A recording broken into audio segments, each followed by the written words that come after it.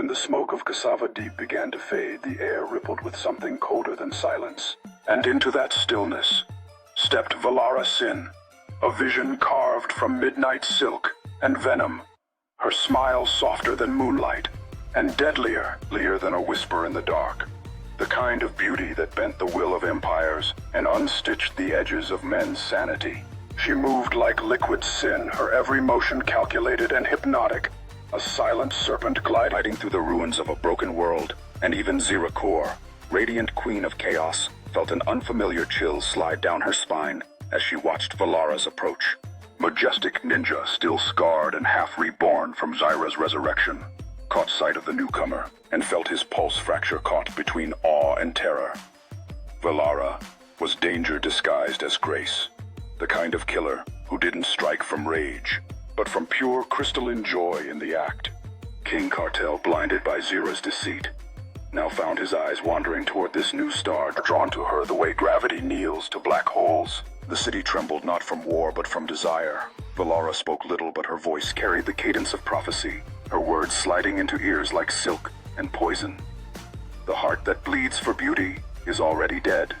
She smiled, and even the machines paused, their sensors flickering as if caught by her charm. Zyra, watching from her obsidian throne, clenched her jaw, her pulse roaring with something she had never known. Fear wrapped in jealousy. For the first time, she was not the most dangerous being in the room. Valara didn't need to manipulate with lies. She used truth sharpened into blades of perception.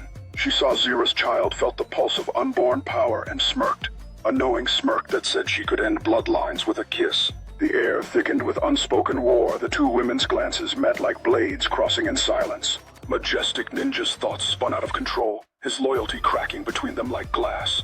One offered chaos, the other calm annihilation. Valara's presence infected the city, whispers spreading of a ghost who killed generals with a smile, who kissed kings before snapping their necks, who painted her lips with their last breath.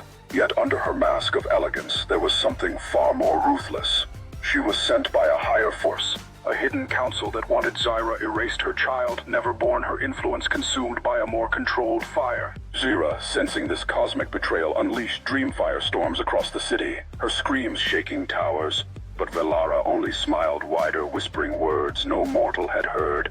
You cannot kill what's already smiling. Then in the ruins of the royal citadel, amid flames and shattered glass, the two women met. Zyra, burning with divine fury, Valara, glowing with tranquil malice, a war of goddesses in flesh. Their powers collided, bending time, cracking the streets of Casava, lightning spiraling from their touch, as Majestic Ninja and King Kartel watched helplessly, torn between awe and madness. Every strike was poetry, every wound prophecy, every scream a new scripture of lust and wrath. The battle ended not in victory, but in revelation.